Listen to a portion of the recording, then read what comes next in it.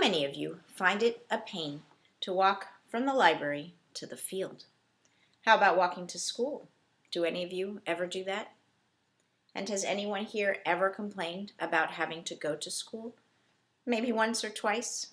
Well, imagine if, instead of getting driven to school, you found yourself one day walking and walking and walking for days and then months on end through African deserts, grasslands, and forests with no shoes, no food, no water, crossing rivers where crocodiles stand lurking, all to get to a refugee camp where there still wasn't enough food and you had to make your own shelter from whatever you could find. Imagine you were a happy 7-year-old who loved your mother more than anything, played with your little sister, tended the family's goats, and carried on the storytelling traditions of your people. Imagine that one night, while you were sleeping, the army of Northern Sudan suddenly attacked your village and you lost all that you held dear. How would you cope? What would you do?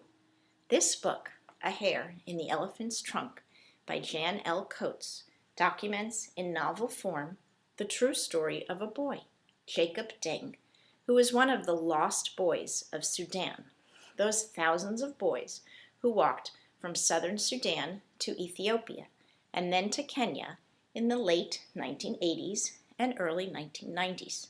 You might have heard about a movie of the same name. Read this story to find out whether Jacob ever sees his mother or family again, and whether Jacob and his friends chose to join the Sudan People's Liberation Army, which was fighting to liberate southern Sudan, or whether they chose to follow another path. I will warn you that this is not an easy story to read.